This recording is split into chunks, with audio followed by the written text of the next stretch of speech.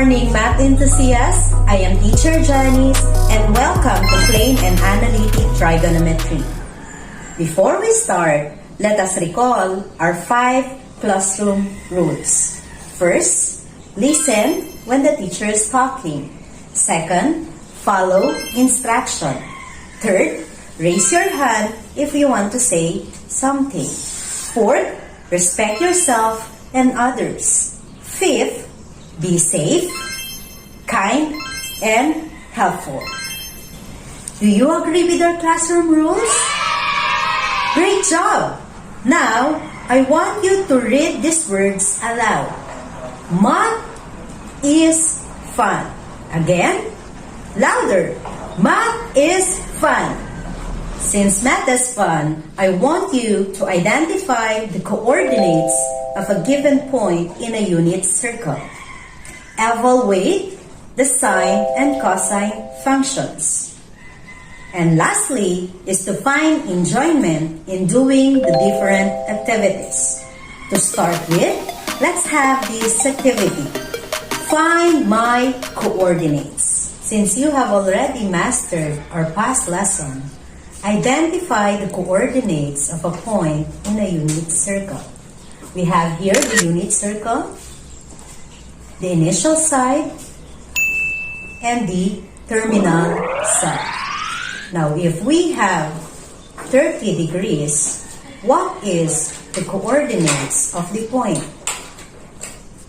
Okay, very good. The coordinates of the point are square root of 3 over 2 and 1/2. How about 45 degrees?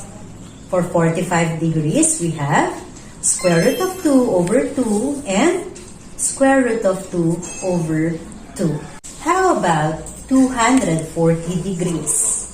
The coordinates are negative 1/2 and negative square root of 3 over 2. Last, we have 315 degrees. What are the coordinates? Okay, the coordinates are square root of 2 over 2 and negative square root of 2 over 2.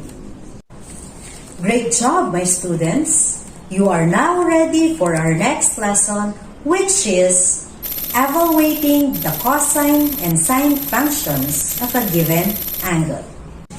If S is a real number and theta is an angle having radian measure S, then sine S is equal to sine theta.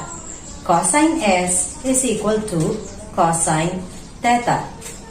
Given that we have sine S is equal to Y, cosine S is equal to X. Making use of those equations, we are going to have sine theta is equal to Y and cosine theta is equal to X.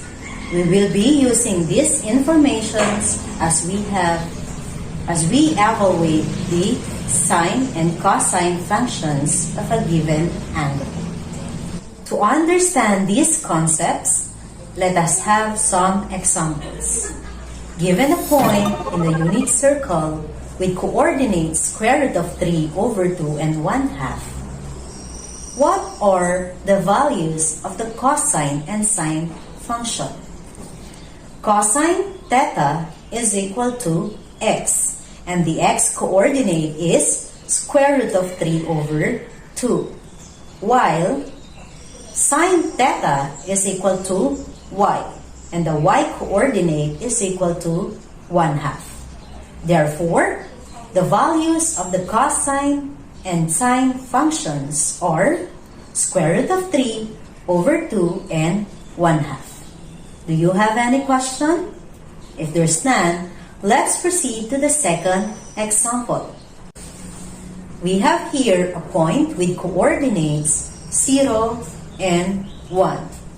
What is cosine theta?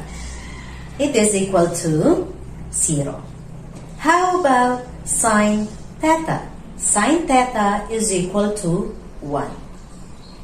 So do you have any question? Let's have another example. For this example, evaluate the cosine and sine function of 90 degrees. But before that, what are the coordinates of 90 degrees in a unit circle? It is 0 and 1. Therefore, cosine 90 degrees is 0 and sine 90 degrees is 1. Let's have the next example. Evaluate the cosine and sine function of 225 degrees. What is the coordinate of 225 degrees? It is negative square root of 2 over 2 and negative square root of 2 over 2. If that is the case, what is cosine theta? Okay, cosine 225 degrees is equal to negative square root of 2 over 2. How about sine 225 degrees? It is negative square root of 2 over 2.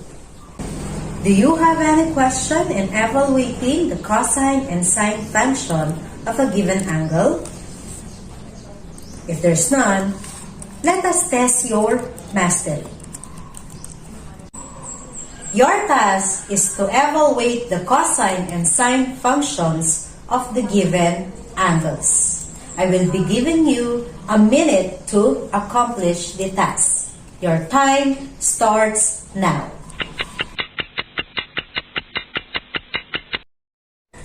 Time's up. Now, let's have the answers. For the first figure, we have the coordinates as negative square root of 3 over 2 and 1/2.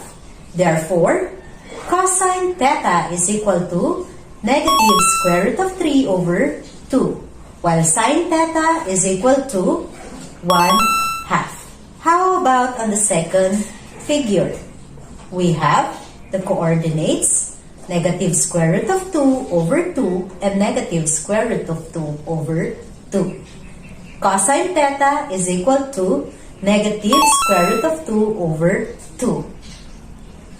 And sine theta is equal to negative square root of 2 over 2.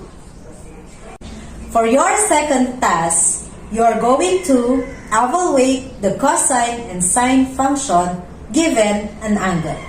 I will be giving you 2 minutes to accomplish the task. Your time starts now.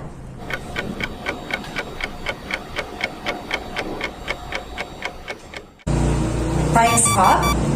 Now, what is the cosine and sine of 180 degrees? Let's first determine the coordinates. The coordinates of 180 degrees is equal to negative 1 and 0. Therefore, cosine 180 degrees is equal to negative 1. And sine 180 degrees is equal to 0. Now, for the second one, we now evaluate the cosine and sine of 210 degrees. What are the coordinates of 210 degrees? We have negative square root of 3 over 2 and negative 1/2. Therefore, cosine 210 degrees is equal to negative square root of 3 over 2 and sine 210 degrees is equal to 1/2.